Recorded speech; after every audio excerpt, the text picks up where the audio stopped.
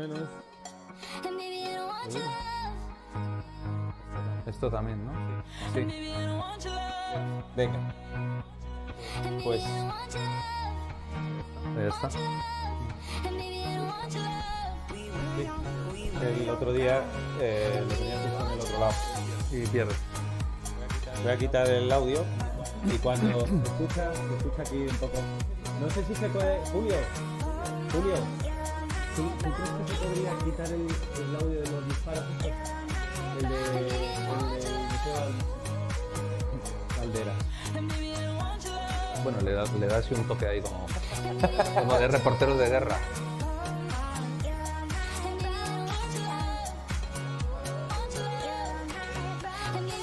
Es la tele la que está... Yo es que lo estoy escuchando aquí. Pues si se puede quitar sería guay. Está muy bien climatizado esto, ¿eh?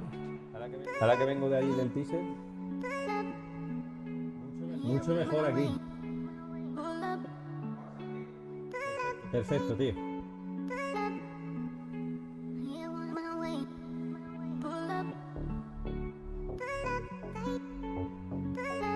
Yo miro a la de en medio, Antonio.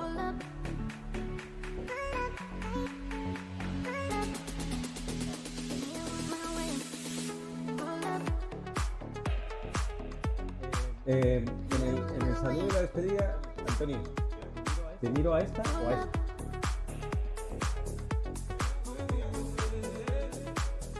Vale. No, te digo porque el saludo solo hace yo solo y la despedida también. Y así, a lo mejor luego abres y aparece él, ¿sabes? Genial, pues empiezo ahí. La invitada sorpresa es...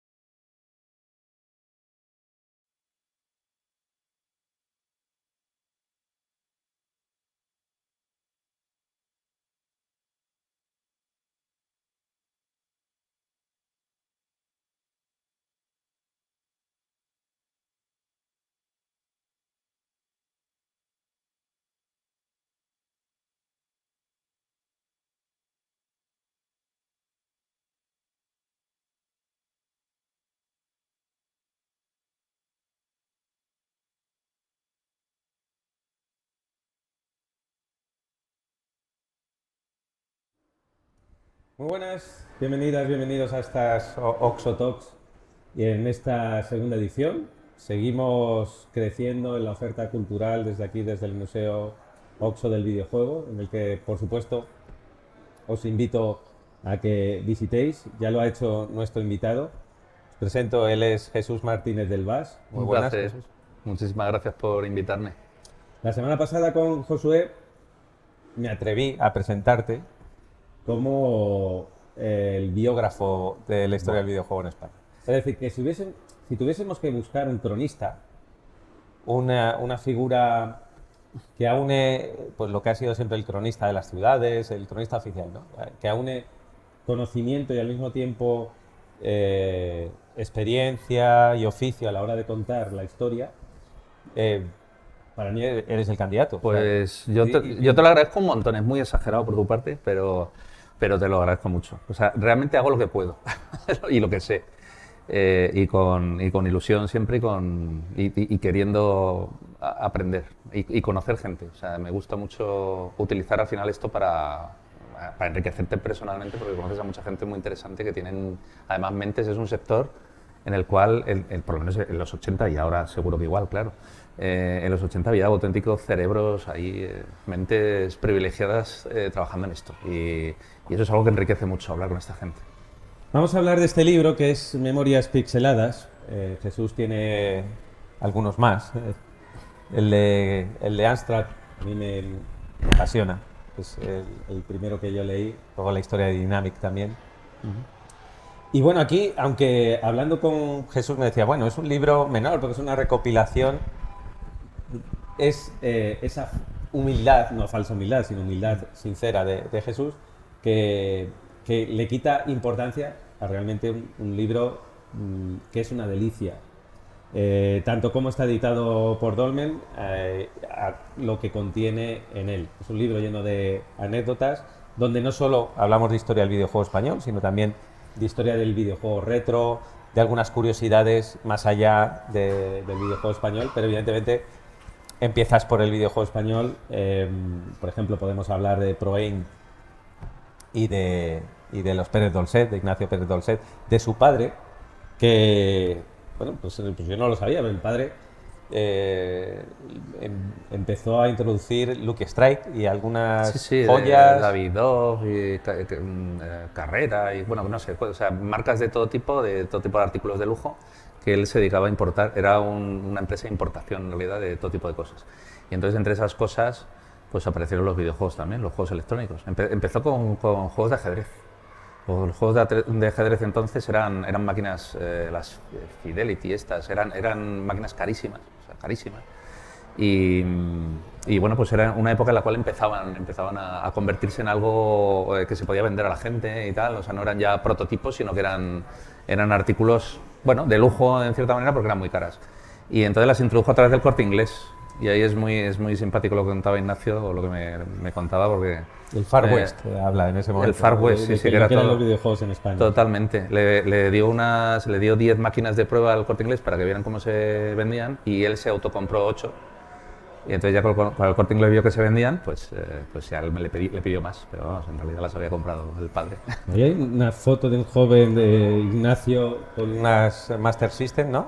Bueno, eso, a ver, la foto estaba por ahí, yo le pregunté si era él, ¿no? Porque, bueno, pues me tenía ahí un aire, y entonces él pero hay otra, esa yo creo que era de algún comercial. Hay otra en la cual la persona que aparece ahí probando la Master System se parecía mucho a él. Y él me decía, hombre, pues podría ser yo perfectamente. Pero a él le parecía que no era él. Es que él se encargaba de probar realmente la Master System de la consola delante de los comerciales del Corte Inglés para que vieran cómo funcionaba, cómo era, cómo tenían que explicar el producto, en fin. Hemos empezado un poco por el segundo capítulo, bueno, el primero es Paco Pastor y Hervé. Y bueno, ahora lo vemos con una distancia que bueno, quizás le quita importancia o no, pero en aquel momento esa decisión de bajar el precio a las 875 pesetas, que lo explicas muy bien, de venta de videojuegos, o sea, es que dio la vuelta a la industria, tenían el poder en ese momento Hervé de hacerlo, con Virgin, con la connivencia de una gran empresa. Pero que era esta época que también te dice Ignacio Pérez Dolcet, una época, los comienzos del videojuego en España, de la industria del videojuego, donde no te encuentras con una ni con dos, sino con varias historias singulares de auténticos héroes del píxel, gracias a los cuales existe este museo, existe esta cultura del videojuego en España. Claro, totalmente. Es que además una parte de esa industria eran los distribuidores. O sea, no te digo las tiendas, te digo los distribuidores, ¿no? En el caso de Proin, era una empresa muy, bueno, evidentemente familiar, pero que es que la manejaba el padre nada más. Era una cosa muy de andar por casa con un volumen de ventas muy limitado, pero que bueno, que él como tenía sus acuerdos con Activision, pues tenía unos ciertos títulos un poco de renombre para vender. Y luego Hervé, pues bueno, esa figura de Paco Pastor es un monstruo de la venta y del marketing, pues que se encargó de crear imagen de marca con la distribuidora, cosa que Proin no hizo, es decir, no había como esa imagen de marca potente porque lo importante era el Sí, uno producto. sabía que era Hervé y de Proin Bueno, sabes los títulos, pero no sabía, o sea, no era tan evidente. algo te podía sonar en los 80 porque, bueno, pues al final era un nombre que estaba por ahí, pero si te fijas, cuando realmente tuvo éxito Proin, que fue ya con el Tomb Raider, pues Proin era un nombre que no estaba ahí presente, ¿no? Es por eso, porque entonces hasta la distribuidora tenía ahí Hervé era como una especie de marca de calidad, ¿no? Bueno, pues si esto lo distribuye Hervé, pues estará bien, ¿no? ¿Cómo llega a Eidos, Pérez Dolcet y Proin? ¿Cómo llegan a hacerse con Tomb Raider? Porque en ese momento fue una apuesta casi a ciegas. Tenían, creo que, una demo técnica, Sí. simplemente Lara Croft en un pasillo. Sí, y les llamó tanto la atención que decidieron ir a tope a por el título, porque estaban convencidos de que eso iba a ser un éxito. Era un poco el papel que se le quedó a Proin después de esa transición de la época de los 8 bits y de un negocio doméstico, digamos, no profesionalizado como luego estuvo después, cuando Predol se lo cogió eso en el 92, 93, pues empezó a transformarlo y lo convirtió en algo más profesional. Y dentro de esa profesionalización de Proin y ese salto a mercados mucho más potentes que lo que podía haber en los 8 bits, estaba la búsqueda de títulos que se convierten en buscadores de posibles éxitos, etcétera, ¿no? Y Tomb Raider fue esa apuesta que le supuso un desembolso muy importante de dinero a Pere Dolcet. Además, como él me contaba, dinero que no tenía, o sea, que digamos, que puso en riesgo su propio patrimonio para poder sacar el dinero suficiente, ¿no? ¿Fue un acuerdo de 2 millones de libras? Sí, no sé si de 1 o de 2, pero era realmente un millón que luego fue un millón, compró sí. más catálogo. Fijaros, en ese momento se contrataba un pack, es decir, juegos menores. Yo te doy la exclusividad de Tomb Raider, pero ahí sí fue hábil a la hora de negociar, decir, bueno, pues pon un 98% Claro, Tomb Raider y 2% para cumplir el expediente. Claro, ahí te marcaban una cantidad que tú tenías que comprar, pero no estaba la cláusula en ese contrato de el reparto de ese dinero. Entonces él fue muy hábil porque esa cláusula no se firmó y no se especificó. Entonces él lo que hizo fue comprar, invertir sobre todo las cantidades acordadas, pero básicamente en Tomb Raider con alguna poca cantidad de otros títulos. Luego en los acuerdos posteriores ya sí se fijaba ese reparto al que te obligaban, que muchas veces las empresas pues te intentaban ahí atornillar para forzarte a comprar títulos que ellos sabían que no iban a tener una fácil salida, ¿no? Pero en aquel momento fue muy hábil, se aprovechó y le supuso a un auténtico pelotazo económico. Luego ya a partir de ahí dio el salto a otros títulos como puede ser el Colin McRae, que fue otro gran título que consiguió. Sí, que fue ahí una especie como de subasta, ¿no? Y sin esa relación previa no hubiese existido Comandos. O sea, con Eidos. Sí, es que precisamente esa vinculación con Eidos pues también vino un poco de ahí. Es decir, que cuando empezó... ¿Fue Comandos el primer juego, o sea, ya con visos... De hecho estaba en inglés todo, ¿no? No había... Se hizo como la versión doblada española, no sé si seguramente se hizo. En origen estaba previsto ya así, o sea, era un juego grande. Es que era un lanzamiento que estaba concebido como un lanzamiento internacional, o sea, el concepto un poco era ese, no un juego para sacar a España que luego a ver si o sea, el concepto era hacer un lanzamiento global. Entonces, bueno, lo que pasa es que, pues como se organizan a veces las cosas a la española, digamos que, claro, no dejaba de ser una experiencia nueva, o sea, quiero decir, no había una experiencia grande detrás en el desarrollo de juegos ya de un cierto porte y de un cierto tamaño. Entonces, bueno, pues se abordó a la española, es decir, pues con medios limitados, con muchísimo talento de la gente que estaba ahí, pero a golpe de talento personal, de un poco de empujes personales, de personalismo, de gente que tiraba para adelante y tal, pero no como en empresas de desarrollo de videojuegos ya a un nivel muy profesional y ya rodados y tal, donde ya existe ya una compenetración perfecta, una organización. A la española, pues ya sabes cómo es a golpe de esfuerzos y de talentos y de tal. Pero lo cierto es que, bueno, pues que salió muy bien el juego. Realmente resultó muy afortunado por gente muy buena que intervino en el desarrollo y tuvo pues ese éxito inesperado porque en un principio la apuesta que se hizo por el juego y la apuesta que hizo Eidos es, bueno, vamos a sacarlo y tal, pero bueno, es como si muy con un aporte de dinero como muy de mínimos y como no esperando gran cosa del juego, ¿no? Y sin embargo, pues fue un pelotazo a nivel mundial. Pues llegó a ser el segundo juego más vendido en PC, ¿no? Hubo países donde fue número uno y en mercados donde en Alemania se vendió de forma bestial, creo que 400.000 copias. Y en mercados un poco exóticos el pasaconsola fue complicado porque... Sí, es que el pasaconsolas, bueno, ya abordado con la segunda parte, etcétera, pues bueno, que también, digamos, salió bien. Lo que pasa es que el tema de las consolas, el control, etcétera, bueno, era un juego muy PC, porque la experiencia de Pyro era PC y con un concepto PC. Y entonces, bueno, pues en un momento determinado quisieron dar ese salto a las consolas, ¿no? Con la adaptación del Commandos 2, con el Commandos Strike Force, aquel juego en 3 dimensiones, y luego con proyectos que se iniciaron para consola muy ambiciosos, como fue el caso de Cops, que fue un juego que nunca llegó a salir al mercado y que se invirtieron ahí unos medios y una cantidad de gente. Hubo hasta 80 personas simultáneamente trabajando en ese juego. Y bueno, fue un auténtico coladero de eso, una especie de de sumidero de pesetas y de euros colándose por ahí yendo a ninguna parte porque el juego nunca llegó a salir. Pero vamos, fue una historia, la historia de Pyro desde luego fue singular porque desgraciadamente no hubo muchos ejemplos en la década de los 90 ni durante los 2000 de estudios potentes españoles que estuvieran ahí posicionados para sacar títulos importantes, ¿no?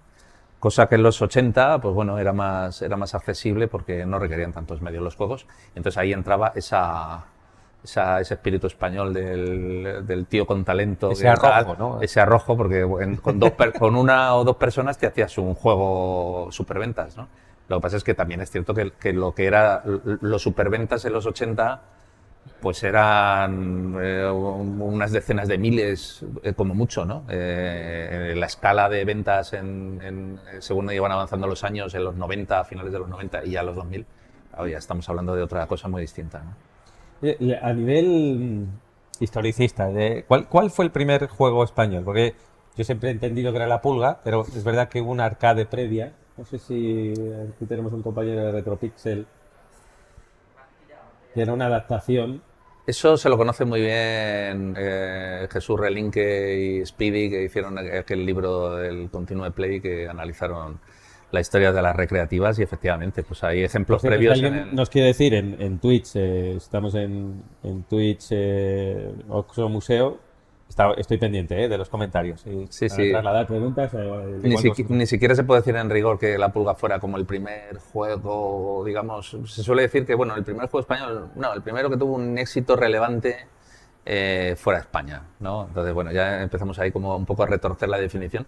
Pero bueno, sí que es única, con una mecánica que además era... Pero fíjate cómo era la cosa, que es que, claro, en España es que no había mercado, porque si es que acababa de salir, el Spectrum salió a la venta en España pues a finales del 83, o sea, o durante el 83, vamos a poner que durante el 83, no sé si a partir del verano y tal, porque lo iban a haber traído Investónica en el 82, pero se encontraron con que Sinclair tenía un montón de problemas técnicos para producir el ordenador y los pocos que estaba produciendo pues los destinaba al mercado local, no se exportaban. Entonces Investónica se quedó sin Spectrum en las navidades del 82, pero para las navidades del 83 intentaron hacer una inversión muy importante en publicidad. La inversión importante era que se les ocurrió en un programa de un 17, creo que era el 17 de diciembre del 1983, poner un anuncio en el 1, 2, 3.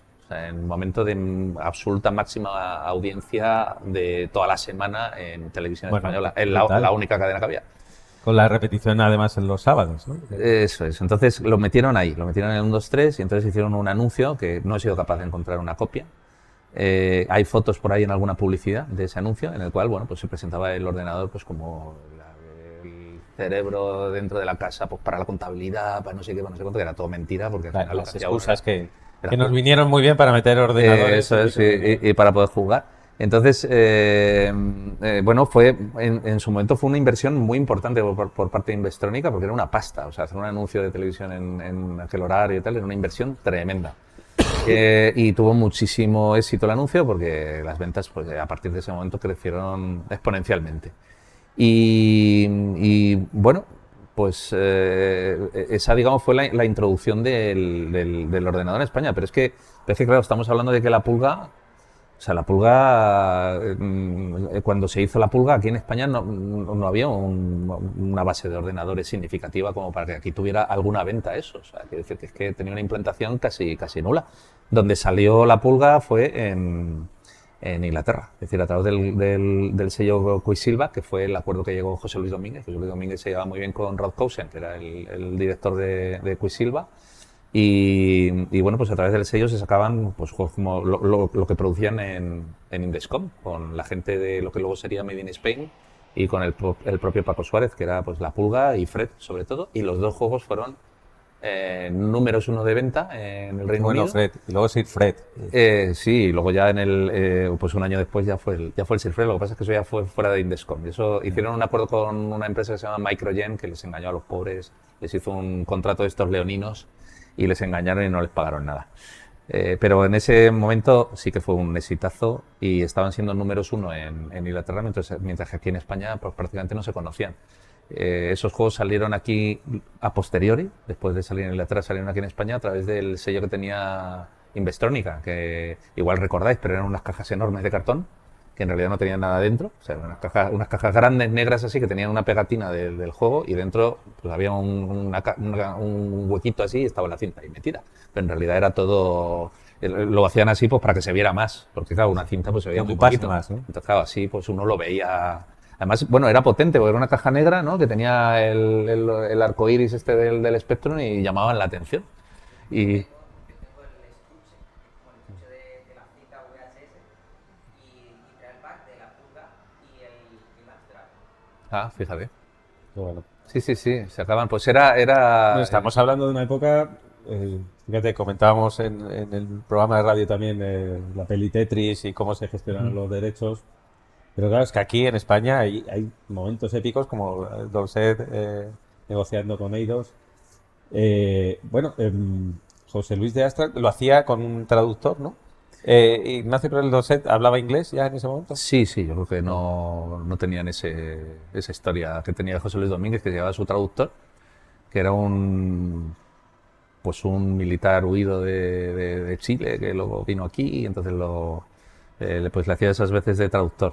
Y efectivamente, pues bueno, se llegaban a compenetrar también, que al final era como si tuviera una traducción simultánea, casi según hablaba, ¿no? Y entonces lo utilizó eso pues para negociar con Alan Sugar, que a mí me parece un momento, José Luis lo cuenta muy bien, lo cuenta con la pasión que es habitual en él. Pero bueno, en fin, todo fue como una apuesta muy loca, ¿no? Porque José Luis necesitaba que le hicieran caso de alguna manera, quería como fuera comercializar los Astra en España, porque estaba convencido de que eso iba a ser un súper éxito y no le hacían ni caso. Entonces al final vio ahí la oportunidad con el tema de los juegos. Porque como era el momento del lanzamiento del Astra en Inglaterra, necesitaban juegos, necesitaban programas para acompañarlos. Entonces, de vender los ordenadores con españoles no querían saber nada, pero cuando oyeron la palabra juegos, dijeron, bueno, pues a ver qué nos hacen estos. Entonces le dieron un prototipo a José Luis, que se lo llevó desde la oficina de Astra a España, llegó con el prototipo, se lo soltó a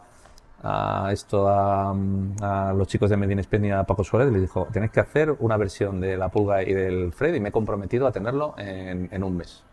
Así que tenéis un mes, un ordenador que venía sin manual, sin guía, sin nada. Ahí y ya está. Y era, bueno, lo único es que como era un ordenador basado en el Z80, pues ellos tenían experiencia programando para el Z80 y tuvieron que investigar el modo gráfico del Astra porque era lo que era distinto al Spectrum. A mí me parece magia que alguien pueda recibir una máquina y ponerse a investigar una máquina y hagan un juego en un mes. Me parece sin poder ir a YouTube y mirar un tutorial. Exacto, no había tutoriales, no había internet. Sin existir internet. No podías buscar un manual que no existía porque el ordenador no estaba a la venta. Entonces, a mí me parece eso mágico. Y luego ese entendimiento con grandes compañías. Fíjate, hace poco fui testigo de algo que además me acordé de ti.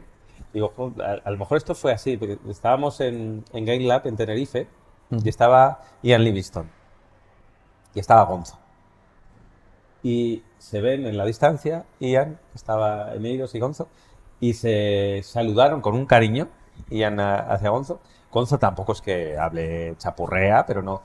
Pero estuvieron ahí un rato tocándose, entendiéndose casi con la mirada y dijo, a lo mejor los acuerdos fueron así, ¿sabes? Sonriéndose, llegando casi a una complicidad no verbal, más que... Y fue maravilloso verlos. Sí, bueno, ya sabes cómo era también la generación esta nuestra de los 80, que el tema del inglés y nosotros no era compatible. Entonces, pero bueno, sí, yo qué sé, pues por ejemplo, Pablo Ruiz con sus acuerdos pues se manejaba con el inglés, José Luis recurría al traductor, pero había un traductor por lo menos para que se entendieran. Y bueno, sí, te hablan un poco... Paco Pastor se manejaba tan perfectamente en inglés. Claro. O sea que bueno, había un poco, yo creo que de todo, pero sí que a ciertos niveles yo creo que el inglés al final sí lo manejaba. Bueno, hemos puesto ya sobre la mesa algunos nombres, Paco Pastor, Paco Suárez, Gonzo Suárez.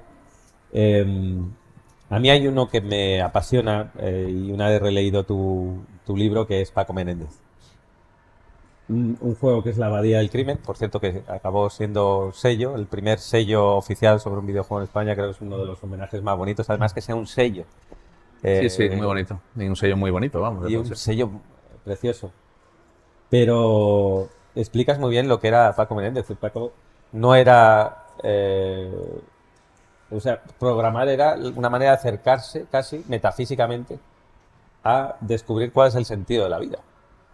Pues Es, era es así, era así. filosofía hecha programación y, y gran parte de lo que tú cuentas y que es así, era un hombre totalmente adelantado a su tiempo, el que precisamente ahora que estamos con ChatGPT, pues está flipando. No, no, sí, seguro, vamos, seguro. Es que tenía una mentalidad... A ver, de Paco, al final, ¿qué conocemos de Paco? ¿O qué se conocía de Paco?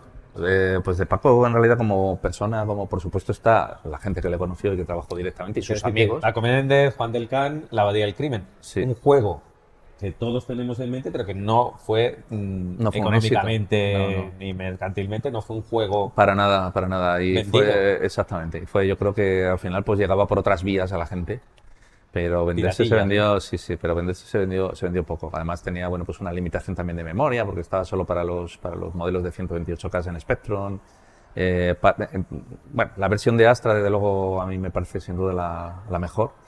Y no fue un éxito para nada. Pero sí tuvo, digamos, muchos elogios por parte de la crítica y, bueno, pues tuvo su momento mediático en el cual pues salió mucho en revistas, con entrevistas a él, cuando decidió dejar los videojuegos, pues también con alguna entrevista donde él explicaba su decisión de abandonar el tema de los videojuegos, porque bueno, para él era un reto más. Él con la Abadía tenía el reto de hacer el mejor juego posible de 8 bits, lo hizo y él sintió que ya no tenía nada más que hacer en el tema de los videojuegos y quiso pasar a otro campo. Y efectivamente lo que dices tú es un poco así. O sea, Paco tenía una concepción de la vida, de las cosas, y para él el tema de la programación era una manera de comprender el sentido de las cosas. Él tenía un poco el objetivo de ver cómo la realidad que él percibía, realidad que no muchas veces se sentía integrado con ella, o no comprendía, con relaciones humanas, etcétera, pues era una forma bueno, pues de controlarlo, ¿no? De ver cómo se podía reflejar esa realidad de una manera fiel mediante las matemáticas, mediante la programación, mediante lenguajes digamos, objetivos, ¿no? O lógicos. Y la supercomputación. Y la O sea, supercomputación. Entonces, elevó la capacidad de procesamiento a límites. claro, él tenía mucha obsesión con los hologramas. Le parecía muy fascinante la posibilidad de representar un pedazo de realidad mediante un proceso de computación, ¿no? Entonces, pues claro, para generar un holograma de verdad, un holograma real, pues se necesita una cantidad de computación que en ese momento pues estaba fuera del alcance de cualquier máquina, de cualquier superordenador. Y él empezó a pensar en cómo se podía multiplicar esa capacidad de computación mediante procesos en paralelo y mediante la creación de una matriz de procesadores y diseñando un chip que pudiera tener pues una serie de salidas y que pudieran hacer esto que es ahora tan normal, ¿no? De hablar de ello, de procesos en paralelo y tal, pues él empezó a pensar cómo se podía hacer esto diseñando un chip, ¿no? Que funcionara pues, de forma matricial y que se pudiera escalar exponencialmente todo lo que uno quisiera. Incluso vio cómo esta capacidad de computación podía no solo generar un ordenador nuevo o un superordenador, sino incluso funcionar con tarjetas que se pudieran añadir mediante puertos a PCs existentes de forma que se les potenciara, ¿no? Entonces su idea era esa, era crear un superordenador que tuviera mucha más capacidad de procesamiento que cualquier supercomputador que existiera y a la vez con un coste mucho más pequeño. Claro, como idea dices, pues el que sea capaz de hacer eso Incluso revoluciona el hablaba mundo. de red neuronal en ese momento. Sí, porque funcionaba un poco así.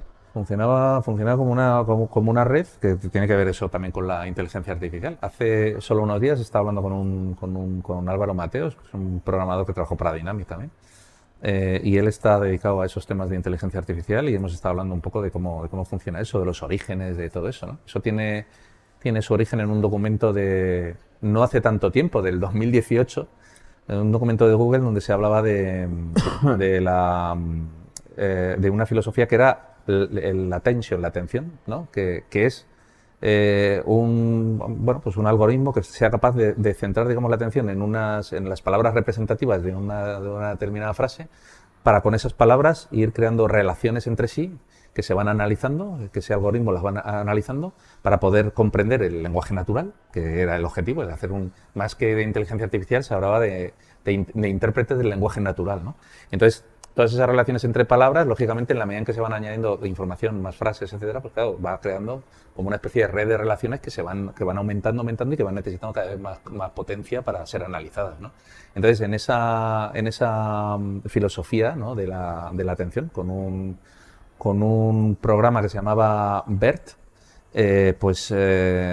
bueno, pues fue digamos, la filosofía base y clave para todos los desarrollos de inteligencia artificial que estamos viendo hoy día. O sea, todo lo que hay en la base es esa tecnología que se llama Transformer, ese concepto de la attention, eso es lo que ha dado lugar a todo el desarrollo de inteligencia artificial que ha venido después. Y Paco ha asomado ahí muchos años antes. Y Paco, pues en el fondo era un poco eso, o sea, porque al final lo que tenemos ahora es eso, es una especie de red de relaciones que al final acaba complejizándose tanto que acaban generando contenidos que ni siquiera los que están trabajando en esa tecnología pueden llegar a comprender bien. Por eso dicen eso, dicen, sí, nosotros hemos creado la tecnología que hace eso posible, pero los resultados o cómo funciona eso, qué tipo de relaciones hace la máquina o esa red cuando lee. Tú fíjate que ahora mismo se están estudiando estas ventanas de contexto que tienen las inteligencias artificiales, que tienen una capacidad determinada en memoria, ya tienen capacidades de 32K, es decir, que tú puedes meter ahí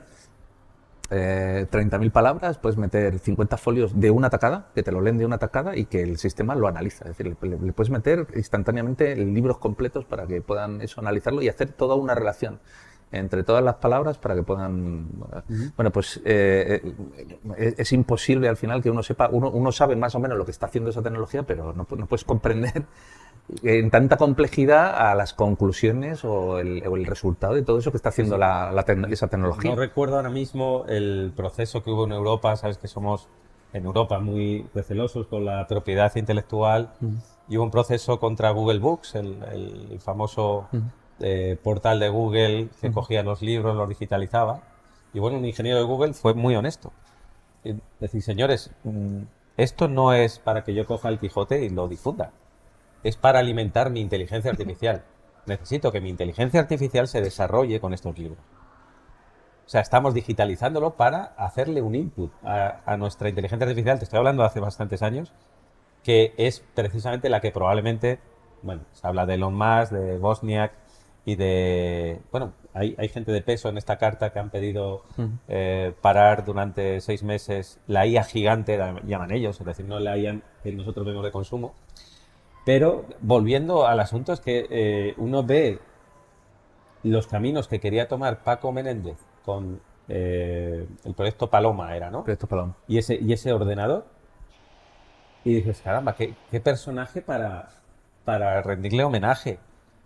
Claro, y para entenderle mejor, o sea, porque al final sabemos de él pocas cosas, en las entrevistas que se le hacen, que se le hicieron un poco en persona, tampoco permiten sacar muchas conclusiones del tipo de personalidad que tenía. Uno se lo imagina, dice, un tío, porque también nos gusta imaginarlo así, un tío modesto, un tío humilde, pero Paco no era nada de eso, no era modesto, en el sentido tenía ego, tenía mucho ego, él tenía conciencia de, no es que fuera un chulo, no es que fuera, de que era un genio, que tenía conciencia de su valía, lo cual está muy bien. De la abadía es perfecto. Claro, él no tenía, digamos, que el juego guste porque es un juego perfecto. Exactamente. Entonces él tenía esa conciencia de su propia valía, que está bien, no tenía ese punto que podríamos decir a lo mejor prepotente, pero él era consciente de ese valor que tenía, ¿no? Y eso al final, pues su manera de ser le generaba también conflictos con sus jefes, en sus relaciones laborales, que tenía una forma de ser que al final le hacía difícil entrar en una estructura, digamos, empresarial. Él al final quería controlar las cosas él, no tenía mucha capacidad para delegar. En fin, todo eso. Berenjenal, previo a su muerte, además, donde había un estado de ansiedad, de ver que no tenía la financiación, de que se caía ese castillo de naipes. Sí, sobre todo él, bueno, pues que también entró en un estado de ánimo muy malo por diversas causas, y desde luego una importante era pues que todo eso pues se le había venido un poco abajo. Él no era capaz o no se sentía capaz de sacar adelante el proyecto. Es que era un proyecto de desarrollo de un chip Y un chip, solo he escuchado una... Claro, que eso no es la de- del crimen, es silicio, es sí, hardware. sí. Solo, Es placa. hace poco que he escuchado una historia parecida, que no está en el libro, que es de un artículo que he sacado en la última Retro Gamer, que es sobre la creación de un chip en 3 dimensiones que se hizo aquí en España con Gaelco, ¿no? Y que es una historia, digamos, también única aquí en nuestro país en aquellos años, ¿no? Es que es muy complicado, o sea, es el trabajo que requiere hacer eso es muy difícil. Cogían en Gaelco, encargaban prototipos a una empresa israelí que tallaba el silicio, mandaban unas pruebas de los chips y cada chip de prueba que te mandaban aquí a España valía un dineral impresionante, ¿no? Millones de pesetas.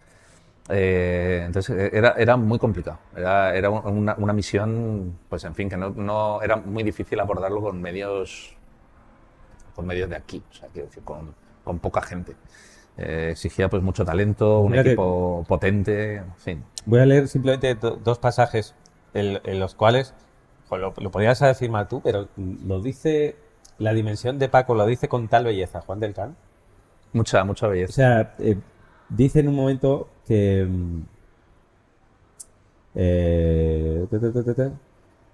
él está presente conmigo todos los días. Cuando tengo un mal día pienso, Paco, este mal día no lo tiene. Mido mi vida por el tiempo que Paco no está aquí. Así es. Él tenía esa sensación, lo expresaba así. Dice, es que Paco no está aquí para... Paco es mi constante referencia. Eso es. Y hay un punto en el que hablas de un sueño en el que se le aparece a Juan del Can Paco Menéndez. Sí. Mm. Estoy intentando Con encontrar. el espejo. Exacto. Es un sueño en el que se ve en una casa del futuro. Quizá un poquito antes. Un poquito antes. Lo conoces tú mejor, claro, que yo. Probablemente. Eh, Pero yo lo estoy midiendo un poco al peso, desde aquí, o sea, porque... a ver, Pero ¿dónde sí, está? sí. Así. Sí. Así, aquí está. Dice, yo tuve un sueño a los 2 años de morir Paco, dice Juan del Can. Por cierto, los diseños de Juan del Can sobre el nombre de la rosa que luego acaban en la Abadía del Crimen. Lo que aprende Paco gracias a Juan de la perspectiva isométrica, que es al final la que deciden, es maravilloso y en el libro reflejas esos primeros estudios. Bueno, Yo aquí fíjate. lo tenemos. Lo haremos en algún momento aquí en las Oxo Talks, que vais a ver Sí, sí. pantallazos y algunas cosas. Pero dice, tuve un sueño 2 años antes de morir Paco, donde estaba yo solo en una casa futurista blanca, todo precioso, una cosa del futuro, y estaba todo lleno de cosas electrónicas, como si alguien me hubiese puesto en el 2050. Miraba todo con mucha curiosidad, sabiendo que todo era un sueño, pero pensé, ostras, estoy aquí como una oportunidad para ver algo y no sé qué es. Paco estaba allí. Pero no físicamente, su cuerpo no estaba, pero estaba a mi lado hablando y me dijo, ¿te estás fijando? Y yo me reía y decía, no sé Paco, me estoy flipando, pero no sé dónde mirar. Y había un espejo en la pared. Me acerqué al espejo y me vi a mí. Dije, bueno, bien, un espejo con todo lo que hay aquí y estoy mirando un espejo. Y me dice Paco, sí, pero en ese espejo estás mirando data. Data, entonces pum, se despertó y dijo data. O sea, estoy mirando datos. Que era un poco la obsesión, esa obsesión un poco metafísica de Y la de obsesión Paco por los hologramas. con los hologramas. Que ahora Zuckerberg lo tiene como bastión de su concepto de metaverso. Claro, que eso te enlaza un poco con esa imagen y con esa imagen icónica de la portada de la Bahía del Crimen del monje con el espejo reflejado, ¿no? Y detrás del espejo lo que había era al final otra realidad distinta porque era un espejo falso, ¿no? Entonces esa representación del espejo, de la realidad del espejo, es decir, de poder representarte a ti mismo, ser capaz mediante datos de representarte a ti mismo, ¿no? De poder digitalizar una realidad, ¿no? De poder representarla, de poder Parece un pasaje clonarla, de ¿no? Tron con reflejos artísticos vía Velázquez, Menina representándose a sí mismo, el espejo, el reflejo. Nada, Maravilloso. O sea, totalmente. Yo Alicia me- en el País de las Maravillas. O sea, tiene una cantidad de potencia esta historia. Sí, y sobre todo las intuiciones también un poco que hay detrás, porque ahí detrás hay una poesía y hay una intuición ahí. No sé si habéis visto la serie Devs, Sí. que al final, Devs es que Deus.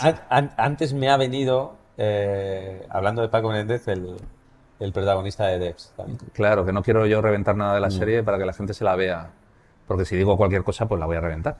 Pero bueno, tiene ahí muchas vinculaciones con eso. Y tiene ese mismo sentimiento un poco que es bastante fascinante. Es una serie que me fascinó mucho, la serie de Devs.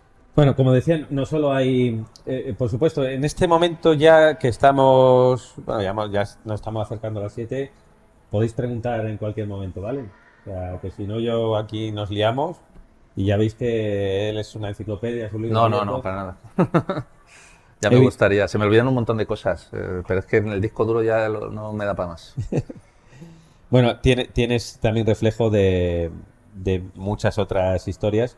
Me gusta mucho también, hablando de tíos que se salen de lo normal, con una capacidad, una genialidad increíble. Otro adelantado a su tiempo, Clive Sinclair. Y Sí. esa apuesta por la movilidad Mm. eléctrica, ese prototipo que ahora mismo dices, bueno, pues casi casi pues, estamos en el mundo de patines eléctricos y tal, y que sea Clive.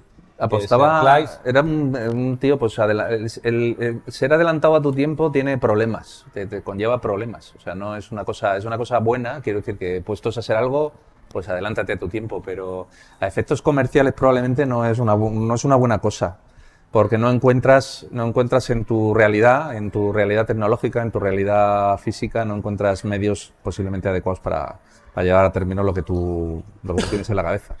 Y esto pues le ha pasado a mucha gente a lo largo de la historia, ¿no? Y le pasó a Clive Sinclair, le pasó también.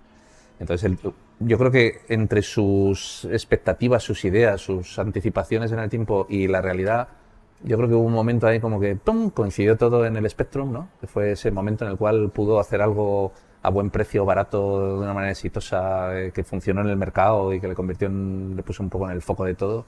Y luego se volvió otra vez a separar cuando se empezó a meter en el C5, el coche eléctrico, no contaminante, tal cual.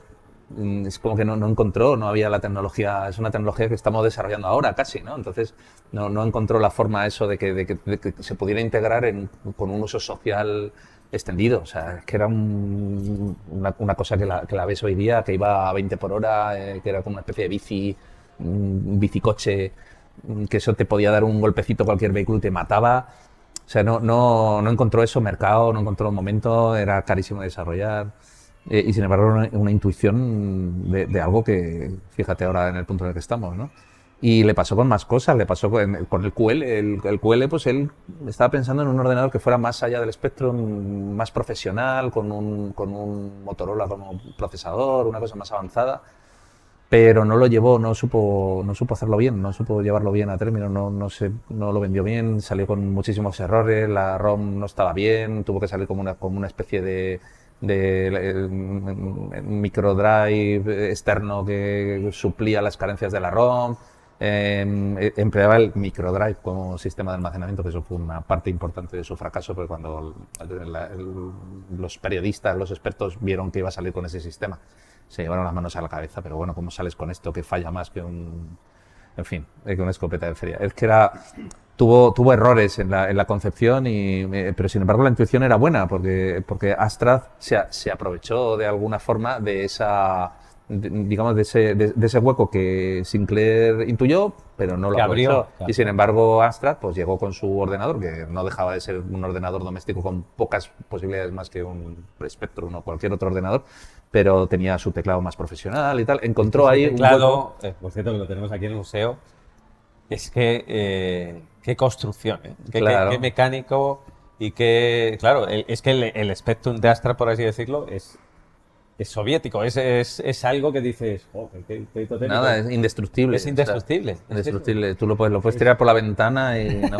le pasa nada. Voy a enlazar ahora con una pregunta que nos han hecho aquí en Twitch y que me viene muy bien porque quería preguntarte antes de todos los personajes que aparecen en tu libro, que te has documentado, que has conocido. Aquel que te ha sublimado, decir, ostras, que dices, es que es especial, es un genio.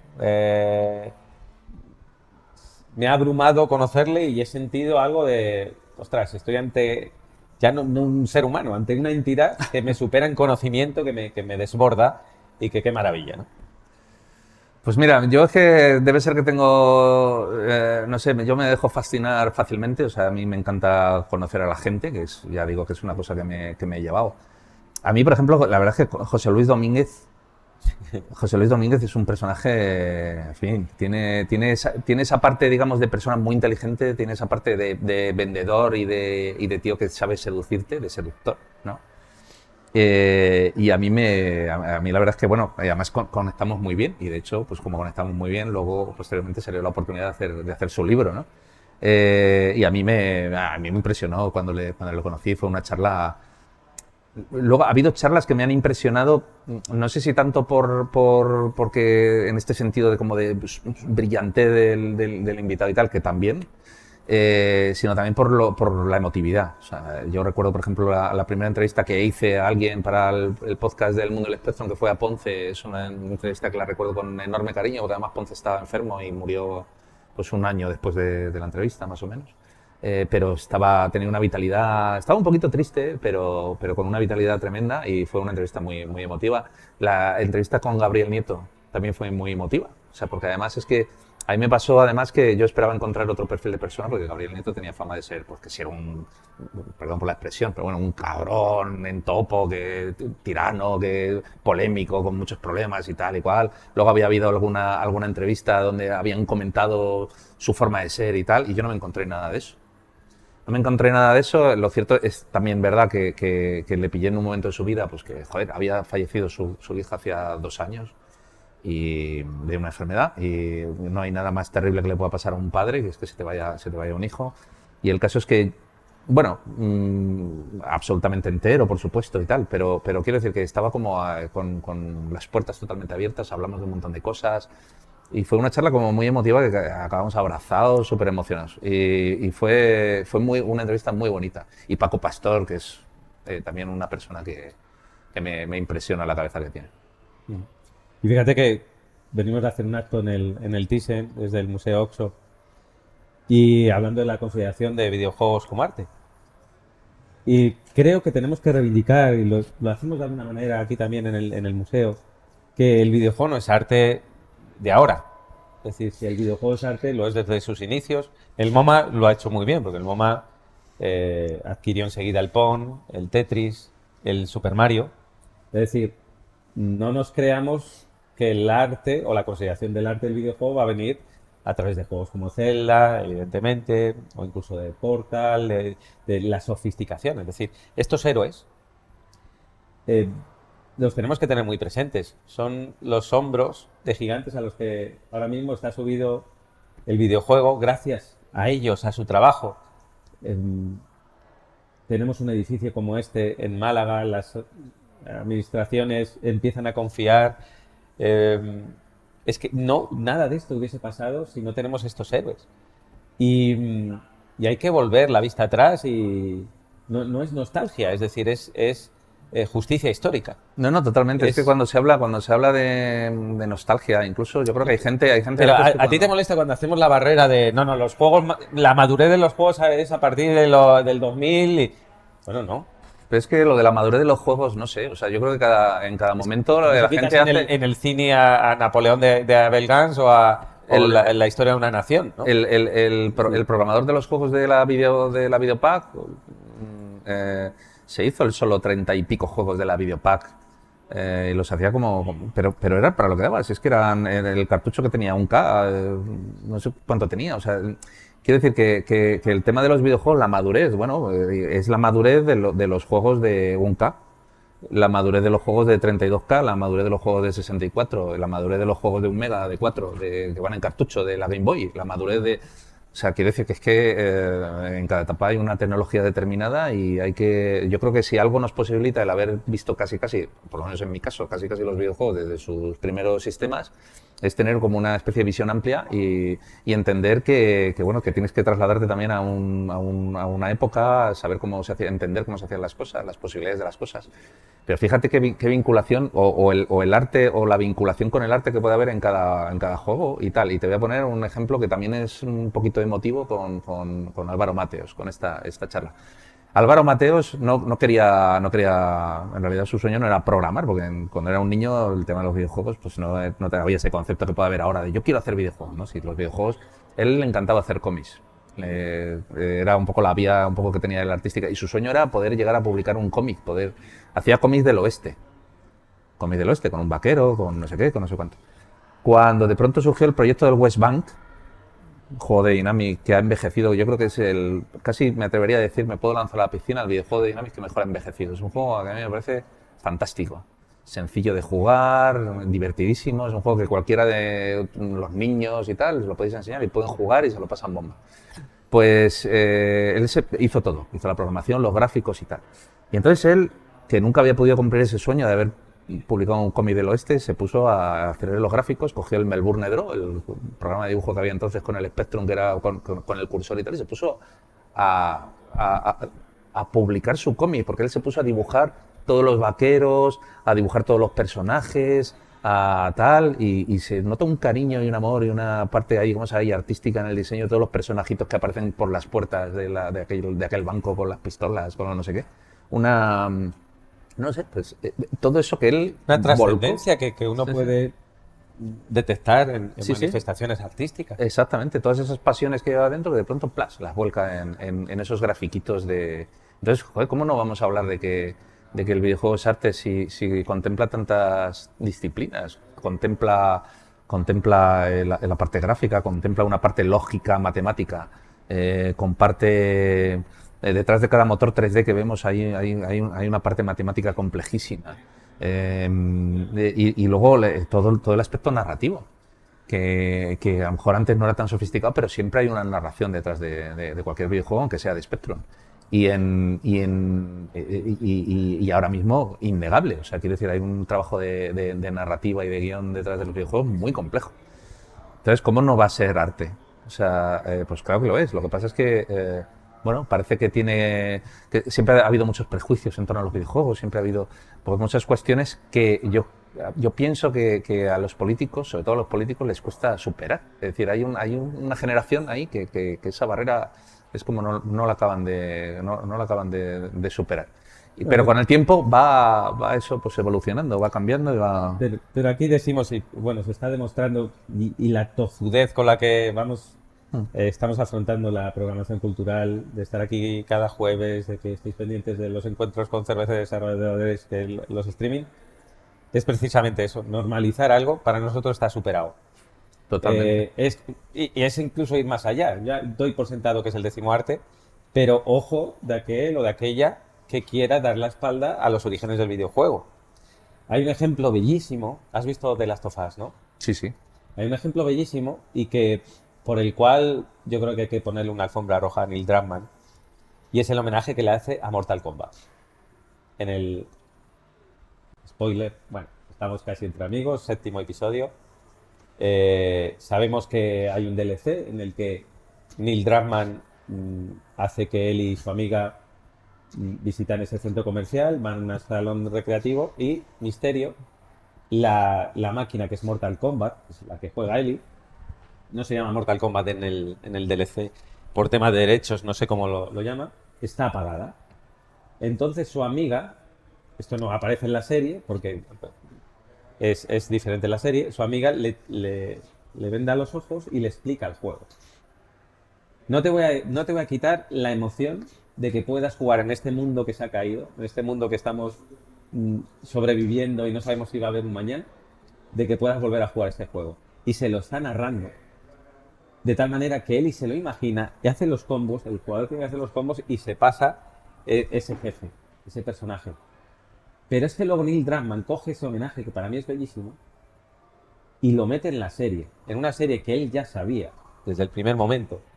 A ver, con el creador de Chernobyl, que iba a ser una serie de referencia, una serie bellísima que yo creo que marca un listón. Es decir, una serie que estéticamente, narrativamente, tiene una veneración por el videojuego. Aparte, no es decir, vamos aquí a adaptar y vamos a estirar el videojuego. No, es saber qué cortamos de un videojuego que es magnífico para que esto funcione, ¿no? Y mete Mortal Kombat 2. Ahora sí, y se ve en pantalla.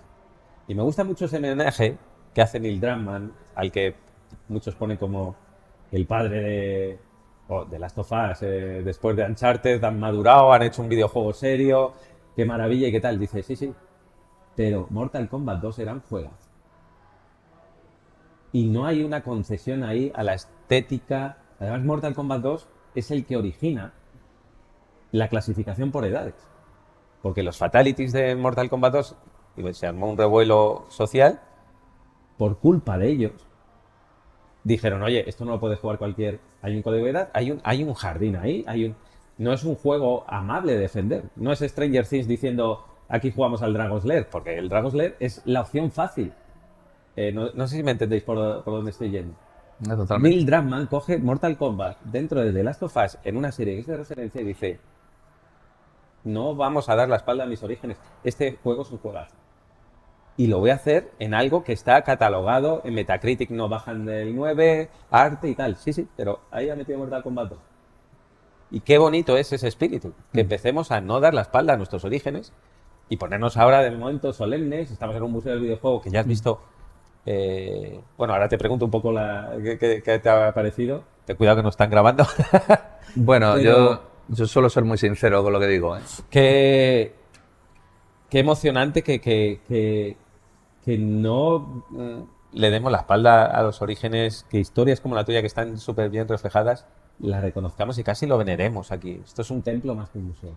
Claro, aquí está fusionado todo, porque en realidad aquí bajo el mismo paraguas está lo nuevo y lo no tan nuevo, ¿no? O sea, quiero decir que tenemos aquí a Kratos y tenemos Animal Crossing y tenemos una Odyssey funcionando, ¿no? Y tenemos la Vectres y tenemos... Dime la verdad, ¿qué has sentido cuando entramos en la primera planta?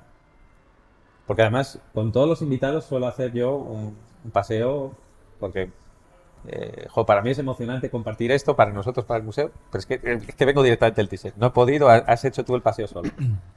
Pero ¿qué has sentido al entrar en la primera planta, girar a la izquierda Pues mira, y ver la Odyssey y la puedes tocar? Pues te voy a confesar que me he quedado como bloqueado. O sea, porque cuando he entrado, o sea, porque ha sido lo primero que he visto. Entonces, cuando he girado, pues he visto los paneles explicativos y tal. No había visto así como un poquito un esquinazo del resto de la sala y tal, pero he girado enseguida con Javier, con el director del museo.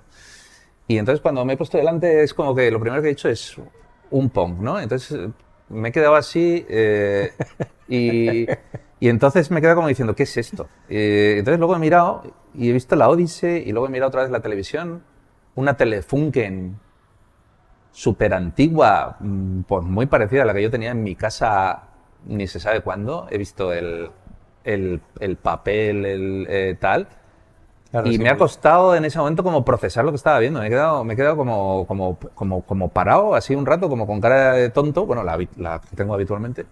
Y me he quedado delante como, ostras, es que esto es como el punto cero, ¿no? O sea, y entonces luego he cogido y he dicho, o sea, mi reacción ha sido como coger los mandos y digo, pero funciona. Y dice, sí, dale. Entonces me he quedado y digo, tienes el doble mando también para mover la raquetita de las dos dimensiones. No, me he quedado Vertical, y no, me he olvidado de la bola y he empezado a mover las palas por todos lados. Pa, pa, pa, pa. Ha sido como mi reacción, empezar a mover un osciloscopio, una tecnología analógica 100%, a moverlo. Y me he quedado ahí embobado haciendo eso. O sea, quiero decir, es hipnótico, una cosa tan... Cuando entiendes, como cuando de pronto te sitúas y dices, esto es, bueno, anterior a mí. O sea, quiero decir que esto no lo vi. Realmente, el primer videojuego que tuve fue un clon de estos típicos de Pong, que era no recuerdo ahora mismo el modelo, lo tengo en casa ahí apuntado, pero no me acuerdo de memoria. Pero que tenía el Pong y tenía también un juego de disparar. Que tenías con una pistola y además a la pistola le ponías poner una culata y tal, para hacerlo como si fuera una escopeta, y fue muy popular aquí en España ese modelo. Eso fue un poco es el primer recuerdo que tengo de un videojuego de tener en mi casa, ¿no? Y este es como la primera senda que se abrió, que hizo que todas las casas quisieran tener, todas las casas comerciales que surgían en ese momento, Nintendo incluso, pues que tener su Pong, Atari, no, digo supongo, en realidad el Pong es Atari, ¿no? El la nombre. cantidad de ports, igual que el Tetris, ¿no? Tanto Pong como Tetris estaban ahí en diferentes versiones, algunas oficiales, la Porque mayoría, es un ¿no? concepto, Y luego también Pong es un concepto y el Galaga, Tetris también. bueno, muchos marcianitos, muchos matamarcianitos. Muchos marcianitos porque es otro concepto, son ¿no? como los tres pilares, ¿no? Que se repetían en todas las... Siempre tenías estos tres tipos de juegos. Eso es. Y... Hijo, qué maravilla. Y qué maravilla también Ralph Bauer, que por cierto también tenemos el Simón, Simon 6, que es un invento de Ralph Bauer. El otro día estoy mirando por curiosidad, seguro que tú esto también lo has mirado, o no sé. Digo, tú ves el diseño del Simon, que son 4 notas, 4 colores, y dices, estos encuentros a la tercera fase. Sí, sí, el teatro. Tú te estás comunicando con una entidad que solo os entendéis con luces de colores y sonidos. Bueno, y dije, me la di de listillo, digo, seguro que tiene una influencia. Y la tuvo. Se le preguntaron a Ralph Bauer y la tuvo. Pero la tuvo en ventas. Él reconoce que le vino muy bien encuentros a la tercera fase, pero no es una relación cosa directa. Y además es que parece un ovni el Simon. Pero no es una cosa directa. Le vino, o sea, las ventas, sobre todo en el 82, fueron bestiales del Simon. Pero él lo que fue es a buscar 4 notas fundamentales. Bueno, esto es un por que esto te lo encuentras en... Enséñalo a la cámara. A ver, espera a ver si te enfocan. Quiero que tienes que ir ahí, mete, ahí está. Está apareciendo tu mano. Gracias. Bueno, sigue funcionando, es perfecto. ¿Qué 4 notas? Investigó, las toques en el orden que toques, no desentonan. Bueno, pues ahí está. Sí, yo soy generación Simón MB, ¿sabes? Ahí lo tengo todavía en casa. Pregunta que nos hacen de Twitch, enlazando con todo, perdonadla, y ahora te doy yo a ti paso. Con ese olfato que tú tienes para detectar a las personas, porque haces crónicas muy humanas en las que hay una parte emocional. ¿Qué figura actual del panorama de España? Bueno, creéis, yo aquí no me voy a mojar estando aquí el maestro. ¿Creéis que será leyenda y valorado dentro de 20 años? Pregunta súper difícil. Pregunta dificilísima, no podría contestarla, no lo sé. No lo sé. Es que, pero dentro del videojuego español, entiendo. Sí, en España. En España. No lo sé. Es una buena pregunta. Yo creo que hablaremos más de... Lo que pasa es que, digamos, los personalismos estos se han esfumado un poco.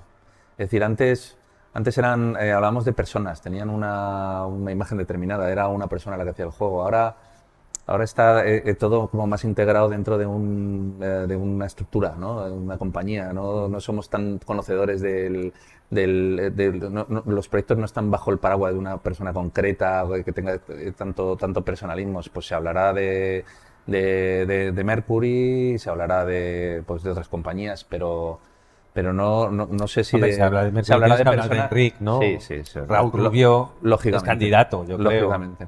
Mercury lo que está haciendo es muy épico, sí. Vamos a tener aquí, por cierto, las Oxotox.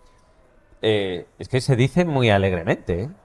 Mercury Steam es el único estudio Metroidvania con licencia Metroid del mundo. Es decir, es alguien que ha tenido Castlevania, ahí es nada. El último Metroid, el de Switch, es fantástico. Es fantástico. Hablando de obras de arte, o sea, podemos negar que eso... Sí, han conseguido recuperar la fórmula del Metroid en 2 dimensiones para darle otra dimensión, si queremos expresarlo así. Vale. Pero sí, probablemente. Se hablará de compañías, desgraciadamente menos de las que debiera haber, pero yo creo que sí, se hablará de ellos. Esa pregunta era de Mike Bizarro, nos dice Valeraca que su primer videojuego fue el Abusing Bell, Profanation, decíamos nosotros, en el ZX80. Esta es una frase muy recurrente de la gente. Cuando hay gente que a lo mejor no está muy metida en este mundillo, pero de pronto ve algo relacionado con videojuegos, dice: ¡ostras, el Profanation! Y el Fernando Martín. Es un poco la frase... Sí. Es una frase que la he escuchado repetida tal cual, y además con esos 2 juegos. Y en arcade, el de Gaelco y Carlos Sainz. Era el World Rally Car. Del World Rally. Carlos Sainz. O sea, que fue, bueno, no sé, número 1 otro en ventas. pelotazo internacional en arcade. En arcade, en placa. Fue número 1 en placa. Porque estaba placa. el arcade completo y luego estaba la placa que se enchufaba a la máquina. Bueno, pues en placa fue número 1 en ventas. No lo pueden ver ahora nuestros espectadores, pero esto a mí me maravilla, Jesús. Está una madre con sus hijos enseñándole ahora mismo esta parte de God of War. Hombre, yo animo a todos los padres a que hagan el esfuerzo, aunque les pase como me pasó a mí, que les empecé a enseñar el Spectrum a mis hijos. Y entonces el mayor se le quedó mirando, lo dejó y me dijo: papá, esto es una PlayStation de viejos. Entonces me hundió en la miseria, pero por lo menos lo intenté. De vez en cuando lo entiendo, el mayor no es muy receptivo, o sea, es como que pasa bastante, pero el pequeño sí, el pequeño que tiene un par de años menos, pero es muchísimo más receptivo. Le enseñas de pronto un juego que él capta en qué consiste la mecánica, entonces la entiende y le gusta. Entonces le gusta y entonces de pronto hay otro día que te dice, oye, papá, ponme aquel juego de, yo qué sé, del Profanation, pónmelo. Pues Entonces, me acabo de acordar otra vez de Tron. No sé por qué. Flynn y su hijo, ¿no? Y esa conexión a través de los videojuegos.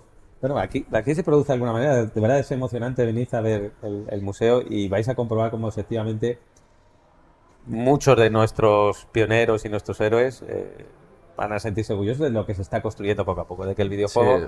sea algo ya que por fin es intergeneracional, está totalmente... Yo creo que a una persona que le gusta el cine, o sea, el cine, todo el cine, yo creo que se esfuerza al final o también quiere transmitir un poco a sus hijos esos valores, porque bueno, tú entiendes que a ti te han aportado, que te gustan y que a lo mejor a tu hijo también, luego tu hijo decidirá si le gustan o no.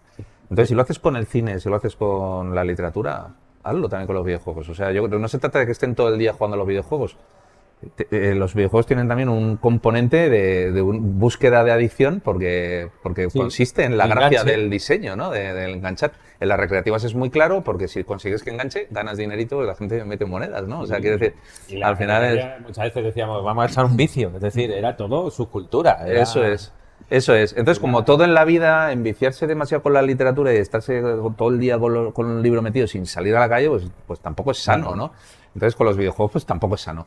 Pero sus dosis adecuadas es cultura, es enseñar a tus hijos de dónde viene, aquello que les gusta ahora, de dónde viene, y que se acostumbren a entender el videojuego más allá de sus aspectos visuales, físicos, etcétera. Yo creo que es muy interesante y muy bueno, ¿no? Me ha hecho gracia. Y esto es un mensaje directo para Valeraca. Dice, ¿recordáis un juego llamado Sentinel? Era una de las primeras aproximaciones al 3D vectorial. No recuerdo si era para Spectrum o ya para PC. Bueno, tiene un pedazo de artículo sobre el Sentinel aquí el maestro Martínez del Vaz. Pues me costó. Es un juego que siempre me ha fascinado. Y entonces se me ocurrió intentar entrevistar a Geoff Crammond, pues que está retirado un poco de la industria, es un tío que hizo muchísimo dinero en su momento por los videojuegos y con otras cosas, y que está, pues no lo sé, viviendo por ahí en su villa de yo qué sé. Entonces intenté localizarle porque es un tipo que ha dado muy poquitas entrevistas, muy poquitas, pues muy pocas. Y entonces conseguí contactar con su agente. Y entonces tiene agente. Incluso hoy día retirado, pues tiene agente. Entonces, pues su agente, yo le dije, yo es que quiero hacer una entrevista con una cierta extensión sobre este juego, que a mí me fascina desde niño. Le mandé, pues para ablandarles un poco el corazón, les mandé ahí mis colecciones de juegos, de versiones de todo tipo del Sentinel y tal. Y entonces, bueno, pues se conoce que eso le debió dar como penilla, el español ese pesado que... Y dijeron, venga, vale, pues su agente me dijo, venga, pues te aceptará contestarte el cuestionario. La única condición es que en la revista, pues que saliera también publicada en inglés. Y así lo hice en Retro Gamer. Y entonces nada, pues le mandé un cuestionario y me hizo una entrevista, me respondió una entrevista muy maja, con detalles, no sé, pues muy bien, ¿no? Y también hablaba de esa segunda parte que tuvo en PC, que era el Sentinel Returns, que es un juego que a mí también me gusta, ¿no? Que es distinto y el Geoff Crammond ya no estuvo involucrado. Que sale con música de John Carpenter, o sea, una cosa como bastante curiosa, con una imagen así muy psicodélica y tal, y se me ocurrió también... Vaya crack Carpenter. ¿No? Sí, sí, sí, y dije, voy a intentar también entrevistar al Carpenter, que ya sería como el pleno, ¿no? Entonces volví otra vez a intentar contactarle y volví otra vez a topar con un agente. Entonces le dije, mira, es sobre esto, sobre la música y tal. Entonces de pronto la gente me dijo, sí, el señor Carpenter ha aceptado responderle 3 preguntas. Entonces dije... Esto es como el genio de la lámpara, tengo solo 3. 3. Entonces, bueno, pues le hice 3 preguntas, entonces se las mandé, entonces me las contestó. Entonces la primera, bien, me contestó un parrafito, la segunda me contestó con 2 palabras y la última yo creo que me contestó un monosílabo, me dijo un sí o un no. Y dije, bueno, pues el hombre por lo menos se ha sentado durante un minuto a contestar 3 preguntas que le ha hecho un español no sé dónde. Bueno, pues yo lo di por bueno, me ha servido como para ponerle una pequeña guindita al artículo y hablar también de la música del Sentinel Returns. Yo es que prefiero siempre que puedo una interacción, ¿no? Sí, no, bueno, sin duda. Pero claro, así epistolar, claro, no tenía otra manera con Han. He tenido una entrevista reciente. Claro, tienes que escribirle. Y digo, ostras, que me ha contestado, ¿vale? Y otra también epistolar, Another World, Eric Chahi, que es otro de los personajes que de verdad, o sea, es como cuando ves a Jordan Mechner, El Príncipe de Persia, esa animación. Tú ves Another World y dices, ostras, o sea, hay algo ahí. Bueno, hay un Por lo paso, menos para mi caso, que fue, dices, esto es diferente. O sea, hay un paso ahí tecnológico, porque bueno, empleaba gráficos vectoriales que al final eran vectores que te daban la ilusión de un 3D, pero Sí. que eran 2D, que eran con el sistema este un poco era un look. de filmaciones con objetos de papel y de no sé qué, que luego él digitalizaba y hacía toda la animación vectorial. Y luego hubo un salto ahí narrativo, porque era una historia de ciencia ficción muy seductora, de una máquina que de pronto le transporta Un a un sitio colisionador de extraño. hadrones, ojo. Sí, sí, O sea, exactamente. es que eso. Era un chat GPT que explota y le transporta Por cierto, a otro planeta, donde hay nada menos que hay como una especie de sistema, de una tiranía, que él se ve envuelto en medio, con una especie de resistencia tiene un ahí. poco también de H.G. Wells y los Morlocks en los viajes en el tiempo. Sí, sí, sí, de una especie ahí oprimida, y en fin, no sé, hay una historia ahí compleja. Por cierto, yo no soy escritor ni por asomo, pero sí, bueno, os voy a dar un spoiler. Hay un libro que se llama Jot Down, la décima musa, en el que son homenajes literarios a videojuegos. El mío es que es muy raro, porque hay un momento, es que no quiero, pero hay un momento que es que tienes que utilizar una manera para descifrar el mensaje, es sobre Another World, ¿vale? Para que quede claro, la décima musa ahí en Jot Down, pero sobre todo recomendaros a quien sabe escribir de verdad, que es Jesús. No, no, yo que va, hago lo que puedo. Si sale bien, pues... No he citado en toda la conversación un tema que, bueno, lo vamos a pasar, pero uno de los, a mí, yo había dicho, a mí me apasiona el personaje de José Luis de Astra, pero el que ha recabado la atención, y esto es público, es la historia de Dynamic, de los hermanos Ruiz, que hay un interés de una plataforma, de unos productores importantes, de alguien aquí, un cineasta también importante, que si eso llega a un buen puerto, está todavía en proceso, sería un hito. Además, en esta época en la que estamos hablando de la peli de Tetris, de Last of Us, la peli de Mario, una serie internacional con la historia magníficamente contada de la historia de Dynamic, Pues eso fíjate, sería- porque además es que no hablamos de un documental, o sea, de que algo que además el formato documental, primero que tiene un alcance muy limitado, que podría tener su interés, pero que al final se va a quedar. No, no, el concepto es una apuesta para introducirse de una productora londinense, no sé qué, con directivos de Fox, con creadores de Narcos, con no sé qué, de gente de Gomón, que quieren introducirse en el mercado hispano haciendo una serie de primer nivel con un alcance global, con una historia española de pioneros, de creación de videojuegos en España, con todo lo que la potencia que tiene ese lenguaje, esa propia historia de los hermanos Ruiz. O sea, una historia con tus ojos, ¿eh?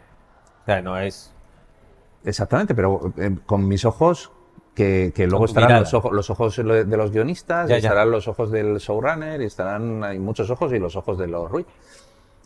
Lo que pasa es que, bueno, estas cosas tienen su complicación, al final se prolongan en el tiempo. Yo, al final, en todos los temas audiovisuales es como que cada uno tiene su parcela. Yo soy el del libro, luego están los guionistas que tal, y luego, bueno, pues están los Ruiz y está la productora. Y ahí están, pues con sus conversaciones, con sus historias. Bueno, pues ya veremos a ver si al final esto... Desde luego a mí me parece que si no sale será una oportunidad única perdida. O sea, para todos, o sea, para todos los que nos gusta este mundillo. Y creo que para ellos también, para los Ruiz también. Eh, Ojalá salga, sinceramente, que salga en los términos que tenga que salir y que todo el mundo acabe contento con la forma en la que salga. Pero a mí, yo no dejaré de estar muy apenado si no sale por la oportunidad perdida que hay ahí. Déjame que añada una cosa por la confianza que te tengo. O sea, si no sale la historia, no es por un ego tuyo personal o por unas exigencias económicas, que os aseguro y tengo constancia digna de que no ese es no puede haber un para problema en nada. este porque o sea, es más la vocación de decir, oye, quiero que esta historia se cuente, que decir, yo como autor del libro quiero estos derechos. Ah, Simplemente, no hace falta que te metas tú en ese jardín, pero que no, pero... dejar constancia desde aquí No, totalmente. Es que además... que es cierto lo que dices. Es más la vocación de decir, ostras, qué guay sería que una serie de impacto internacional bien hecha cuente la historia de los orígenes del videojuego en España. De Totalmente, totalmente. Luego siempre, España. claro, Sería entra... para todos, para... A los que nos gusta, que esto lo he hablado con más gente, a los que nos gusta esta historia y tal, claro, siempre piensas, claro, una serie, ¿no? Una serie que al final tiene una parte ficcionada y tal, porque lógicamente las cosas hay que contarlas con un lenguaje distinto, etcétera. Siempre tienes un miedo, cómo saldrá, que realmente haga justicia a la historia real, etcétera, ¿no? Pero claro, eso viene, digamos, después. O sea, si ya hay una ocasión de poder hacerlo bien, pues ahí la tenemos. O sea, quiero decir, ya es muy positivo el hecho de que haya esa opción para contar bien la historia. No habiéndola, pues es una lástima. O sea, es una lástima que pueda perderse, digamos, esta ocasión de que la historia, una historia de aquí española, de emprendimiento, de creación de videojuegos, pues no se conozca en todo el mundo. Lo que pasa es que son temas que es lo que te digo. Yo soy al final del libro. Entonces, pues yo estoy totalmente al margen, o sea, porque al final tú lo ves todo ahí como de lejos, oyes ecos, pero poco más. Y son temas que luego ya están más allá de digamos, de tu alcance o de tu intervención. Luego cuando las cosas, digamos, salen y ya empiezan las producciones y tal, pues bueno, ya cada uno tiene también su papel y yo, pues, en ese caso, en el caso de que salga adelante, pues tendré el mío, el que sea, el que me pidan o ninguno, ¿sabes? Pero es que yo creo que es una ocasión para este mundillo, ¿no? Que siempre hablamos que parece una cosa como de como de nicho, ¿no? Y es una oportunidad de que se globalice, que de pronto, pum, se expanda el interés en estas cosas. Si te fijas, hay muy poquitos proyectos dedicados al videojuego de una manera seria, porque, por ejemplo, la película de Super Mario es una película de animación que es entretenimiento, un poco homenaje a los juegos de Mario y tal, pero no es divulgación, es entretenimiento de alguna manera. Funciona a nivel familiar, ya estás viendo los datos. Es el estreno de animación que ha roto todos los... Y a nivel de niños funciona Claro, fantásticamente funciona y me parece bien. Qué guay. Y los dos mundos, el mundo del Nueva York, el mundo real y el mundo de las tuberías, el del mundo champiñón. Es un reclamo que funciona a otro nivel, ¿no? Como decir, Sí, pero no es de las tofas. Claro. Ni Tetris, que hemos hablado también de ella. Claro, Tetris, por ejemplo, ahí con profundiza sus grietas, con sus grietas, pero joder, cuenta las cosas. Yo, pero hay poco más. Pensando en ti viendo Tetris, digo, joder, lo tiene que estar pasando mal. Porque dices, algo así, que estamos a esto, algo así con algo así, con algo lo así, nuestro. algo así, porque no es tanto contar el videojuego, que es lo que puede hacer la película de Mario, ¿no? Que es contar la historia de dentro. Hay una cosa muy buena que tiene Tetris, más allá de que es que estás viendo el origen de todo. O sea, es decir, es que era así. Es que no había gestión de derechos, es que no había copyright y se empieza a gestionar en el momento en tiempo Es lo que real. dijiste tú, que es como una adaptación del documental de Desde Rusia con Amor. Sí. Es como una adaptación de eso, hecho ficción. Tú ves el documental y tiene mucho interés para la gente que nos gusta esto, Sí, pero le falta ese punto de que te atrape, que la propia narración te sepa llevar. Y que te persigue, tú ves Tetris y te persigue. Tú ves Desde Rusia con Amor el documental y no o sea, no es como cuando sales de ver una buena película, séptimo arte, Eso es. y te siguen persiguiendo ciertas escenas, se ha metido dentro de ti, de tu acervo, ¿no? Claro, tú ponte en familia y di, vamos a ver el documental de Desde Rusia con Amor. Dices, "Bueno, me vas a poner aquí a ver esto, ¿no?". Dices, la película de Tetris con el actor de Kingsman, Sí. no sé qué. Entonces, bueno, pues a lo mejor en ese momento pues tus hijos se ponen a verlo, lo ves en familia, ves una historia bien articulada, de no sé qué, que te cuenta de alguna manera esa historia con sus licencias y pero te cuenta esa historia. Y eso te genera de pronto un interés, te genera, pues no sé, a lo mejor tus hijos dicen, joder, yo no he jugado nunca al Tetris, ¿me dejas, papá, jugar al Tetris y ver cómo es? Bueno, te lo voy a dejar, pero poco, porque como te enganches vas a estar todo Y el día con con el gente que Tetris. sabe o sabría hacer la serie. Claro. Garantizado, pero bueno. Exactamente. Bueno, ya veremos qué pasa. Ya veremos qué pasa, a ver si hay suerte. Ojalá, ojalá. ¿Alguna, no sé si tenemos, Antonio,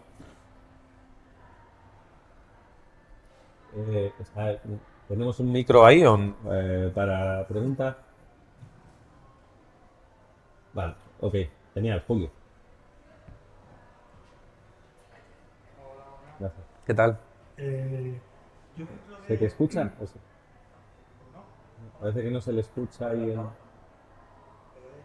No sé si pegarme a ti y... A ver, habla.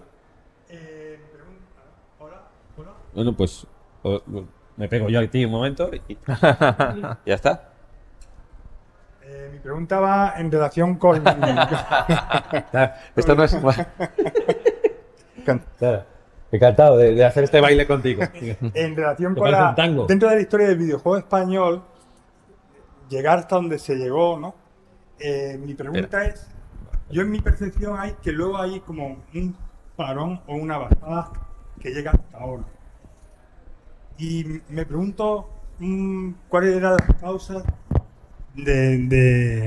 bueno, pues de este bajón en los estudios y a modo más concreto, ¿por qué estudios españoles de la talla de Dynamic no son ahora Activision, por ejemplo? O sea, ¿por qué no estamos ahí y por qué se produjo, había analizado ese parón o esa bajada en el desarrollo de los estudios?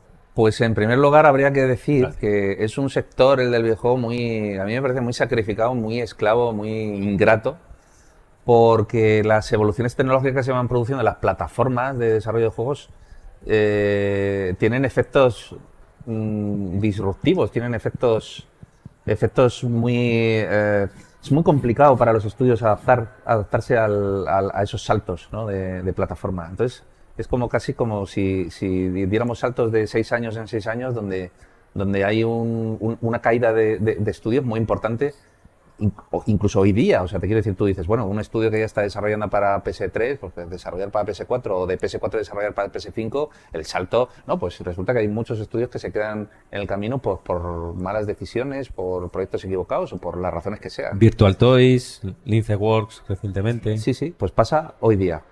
Pues fíjate entonces, ¿no? Que simplemente la elección de una mala plataforma de las muchas que había en su momento, o de las que había en ese momento, te podía provocar. Hubo muchos estudios ingleses británicos, anglosajones, que apostaron por ejemplo, por las plataformas de 16 bits, los Atari ST o el Amiga, que hicieron buenos juegos y que bueno, no era la plataforma a lo mejor adecuada para... Pero, por ejemplo, una empresa como Ultimate, que los hermanos Stamper, que directamente vieron clarísimo cuál era el panorama, y en el 85 ya no hacían juegos, y se lanzaron inmediatamente a Nintendo, a NES y a Super Nintendo con aquellos Donkey Kong, Killer Instinct, etcétera.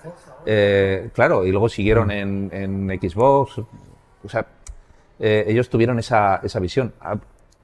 Hubo muchos estudios ingleses que se vinieron abajo, cosa que pasó aquí con todos, pero había una industria más sólida, una mentalidad empresarial distinta a la española, pues eso, más anglosajona, que tienen estructurado el tema empresarial de otra manera, y que fueron pasando de unas compañías a otras y que encontraron pues la posibilidad de refundar estudios. Y bueno, pues de ahí, yo qué sé, pues de los de Imagine al final acabó saliendo Psygnosis, y bueno, en fin, fueron evolucionando, cosa que aquí pues no pasó. O sea, quiero decir que aquí... pero por estas cuestiones también que hemos hablado, por creerse que los juegos seguían siendo cosa de uno o dos programadores, por no encontrar a lo mejor los contactos adecuados fuera, porque no nos hacían mucho caso por ser españoles, no lo sé. O sea, pero se hicieron intentos de vender proyectos fuera. Dynamic sacó algún juego de 16 bits fuera, pero no tuvieron un éxito suficiente como para poder mantener una continuidad y sostener una estructura que era cara en España. y se intentaron meter en los recreativos, pero lo hicieron muy mal, con Inder, de una forma, eligiendo unos proyectos que no iban a funcionar de ninguna manera en una recreativa. Y sin embargo, sí hubo gente aquí en España, como en el caso de Fernando Rada y de Carlos Granados, que sí que supieron tener, poner en marcha proyectos con Gaelco y obtener un gran éxito internacional. La propia Gaelco también tuvo éxitos internacionales con sus recreativas y con sus motores 3D, pues realmente sorprendiendo a nivel internacional, ¿no? Y hubo muy poquitos ejemplos en España, desgraciadamente, y como muy episódicos, muy puntuales. Pues, bueno, la experiencia de Piro, que venía pues de que Ignacio pues inició esa vía de la distribución a otros niveles y decidió, pues como decidió Herbe en su momento fundando Topo, ya que estamos distribuyendo juegos, vamos a montar nuestro estudio. Pues al final Proin hizo lo mismo con Piro y se pusieron a desarrollar internamente un juego, pero bueno, pues con esas carencias y tal, que hizo pues que luego en Commandos 2 pues hubiera ahí una salida de gente, que luego se intentaran lanzar a PS3 pero no consiguieran hacerlo. Bueno, pues con esas disfunciones un poco, ¿no? Hubo el ejemplo también de Blade, del videojuego Blade, que bueno, a mí me pareció que fue un juego bastante brillante, pero temas como muy puntuales. El indie, el llamado indie, pues posibilita las herramientas actuales y la forma de hacer ahora videojuegos, posibilitan que vuelvan a existir equipos pequeños o creadores casi individuales que puedan desarrollar un juego. Pero con el tema de los grandes estudios pues seguimos teniendo ahí un problema, salvo excepciones como puede ser el de Mercury.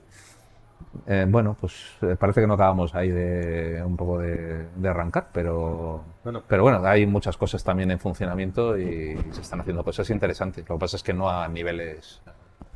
Y un problema añadido, que es la tendencia ahora global a pertenecer, hay una guerra de contenidos, de grandes bloques que quieren hacer un streaming o una plataformas gigantes, Tencent, que están adquiriendo estudios, y donde hace ya más difícil que un estudio pequeño, mediano, sobreviva si no te unes, si no te alías con un gigante. Bueno, incluso si aliándote con un gigante acabas como perdido en un mare magnum de muchas cosas. O sea, porque... Pero estamos yendo ahí, ¿eh? Es como todo, es el don de la oportunidad también de, por ejemplo, hablando con la gente de Made in Spain, ellos tuvieron un don de la oportunidad con sus proyectos, es decir, que se metieron en las recreativas en un buen momento, se metieron a hacer motores 3D para recreativas en un momento bueno, en el cual lo único que había era el Virtua Fighter y el Ridge Racer, no había más, era una cosa de Namco y una cosa de Sega y Gaelco, o sea, una cosa muy sorprendente siendo algo español, ¿no? Pero es verdad, o sea, la gente de Sega y la gente de Namco se quedaron muy sorprendidos de lo que pudo hacer Gaelco con una cosa que a ellos les había requerido un equipo de 100 ingenieros, pues aquí lo hicimos con 4. Como siempre, el talento ese, pues supliendo otras cuestiones, ¿no? Bueno, ahora mismo los indies, pues acaban perdidos en todas esas cuestiones. La gente de Made in Spain en el momento que era Figurat, en el momento del nacimiento de los móviles, estuvieron ahí, cuando empezaron los juegos de móviles, los juegos en Java, y tuvieron exitazos como con los juegos de Fernando Alonso, vendiendo millones de unidades, porque estuvieron en ese comienzo de las cosas cuando no había mucho de eso. Si tú surges en un momento en que hay muchísimo de eso, pues puedes hacer una cosa muy buena, pero igual acaba perdida ahí en la nada. Y ya empiezan a intervenir otros factores, el factor suerte, de que de pronto por la razón que sea tu juego caiga en gracia y acabe teniendo una repercusión mediática. Pero claro, ya hay factores muy de azar, ¿no? en lo que uno hace. Entonces, pues bueno, no lo sé, a lo mejor mañana surge otra cosa, juegos generados por inteligencia artificial donde hay un equipo español que son unos monstruos con eso y acaba de pronto siendo muy populares y tienen un gran éxito, no lo sé. Pero bueno, desde luego uno de los momentos donde uno puede destacar en cualquier campo es en los momentos también de cambio. Pero también ahí se requiere una apuesta. Es decir, y eso pues, muchas veces también desde el punto de vista económico no es fácil, que uno lance todo en un momento en que uno cree que algo puede funcionar y que luego te quedes en el camino. Al final nos fijamos en el que triunfa, pero ¿cuántos se han quedado detrás? Uh-huh. Pues muchos. Me gusta mucho esa visión, ¿eh? Y queremos hablar de ella también aquí en el museo, para no dar una falsa también imagen de todo va bien, qué guay es hacer videojuegos y te suele ir bien. Hay historias de fracasos que son muy constructivas y las sabemos contar, ¿no? y confesar. Así es. ¿Alguna pregunta? No. Ven. Acércate, sí. En cámara. Es más que una pregunta, es una puntualización, ¿no? Es verdad que no se ha hecho ningún gran proyecto que incite eso, hablar sobre la historia del videojuego.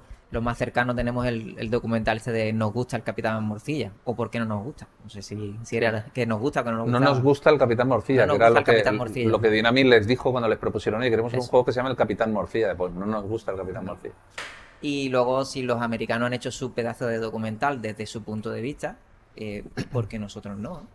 Además, yo creo que ya hay motivos más que de peso para no avergonzarnos del pasado. Es decir, oye, mira, pues hicimos aquí un montón de videojuegos, mira, y llegamos a Inglaterra y se hicieron número uno. Yo creo que no tiene nada que ver con la vergüenza, o sea, la Sí, historia... habla más bien del formato, de cuál es el storytelling. Si coges una ficción con argumentos, Claro. con narrativa de ficción o el mero lenguaje documental. Yo creo que se refería a eso, ¿no? Claro, lo que pasa es que, por No- ejemplo, no tanto el documental, que es un documental que está muy bien, o sea, que es muy interesante, lo que pasa es que al final, bueno, no sé si interesa más, es que es tan específico.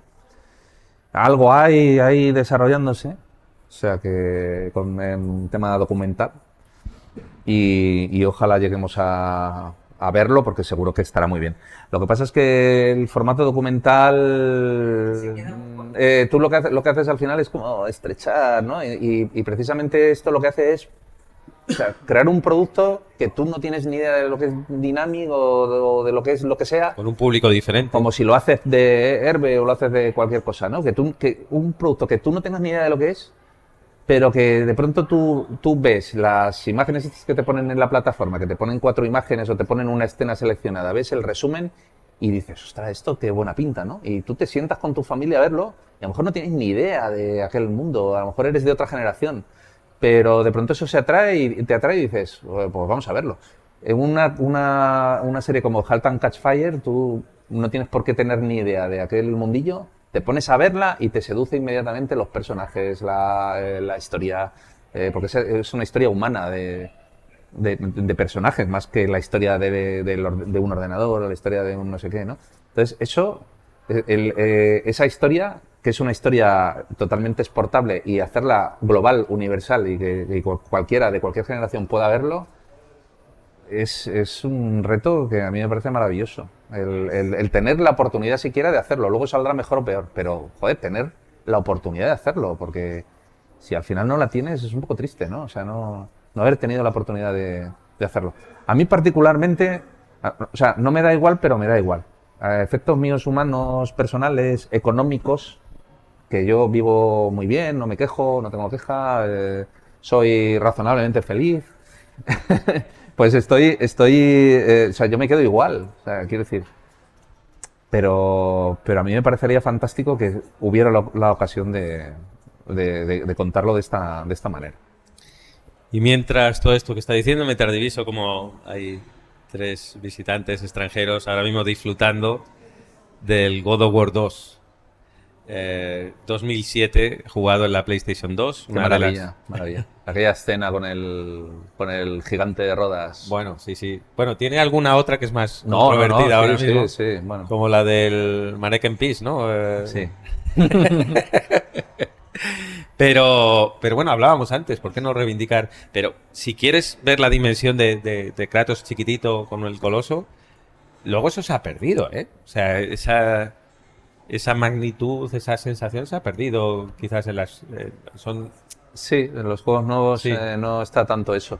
Dentro, a mí me encantan, pero bueno, en aquel momento era, pues eso, el coloso, los titanes, todo era como súper épico, súper grandioso y sacándole mucho rendimiento a una tecnología que es la PS2. O sea, quiero decir que... Pues ahí están jugando y yo, ¿qué queréis que os diga? Pues sonriéndome como director cultural, como comisario además de ese espacio. Ya es retro Es la decir, PS2. eso es lo que quería, esa sensación. La PS2 Que- ya es retro.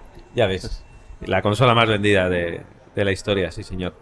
pues vamos a poner punto final a este encuentro. La cultura sigue, vamos a ser tozudos con ello. Los encuentros culturales van a seguir. La semana que viene seguimos con las Oxo Talks.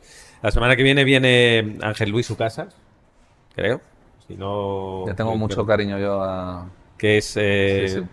bueno, aparte de haber estado como periodista del país, pues un gran escritor también, tiene varios libros y director narrativo, ha estado en Tequila, está ahora en Mercury, pues fijaros todo lo que nos puede contar, ¿no? Ángel Luis Casas. Y luego ha hecho un libro que digamos que es el libro, bueno, este libro que os he dicho, La décima musa, la coordina él, pero El juego de Zara, que es un libro que es un videojuego, es sobre dos creadores.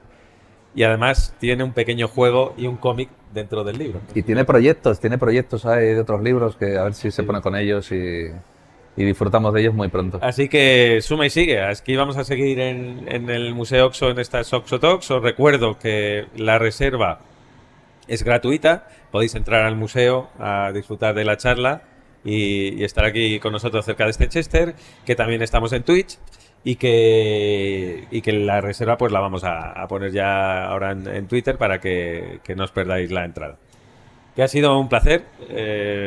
Gracias a vosotros también por estar aquí. Jesús Martínez Elvás, de verdad que Pues muchísimas gracias por, de verdad. un placer por- estar contigo. Y ahora sí Al que revés. sí, darme el primer paseo contigo, aunque ya lo has visto. Ah, y por cierto, me recuerda el compañero Julio y el equipo del museo. Oh, Por cierto, gracias también a Antonio Rojano, que ha estado en la realización. ¿esto qué es? Pues nada, un presente, un regalito del museo, un ¿Puedo abrir? detalle. ¿Puedo Hombre, claro, abrirlo? lo puedes abrir. De hecho, es lo que están esperando ahora. ¿Qué es eso? ¿Qué es eso? Claro, claro. Mira qué bien. Joder, esto es una taza Una- estupenda y preciosa. ¿no? Qué bien, pues una muchísimas tacita, gracias. Y hay una más camiseta. cosas, hay más Sí, cosas. sí, A ver, hay a ver. más cosas. Vamos a... Pero bueno, que... Puedo escribir un más o menos un libro, pero meter una taza en una caja no.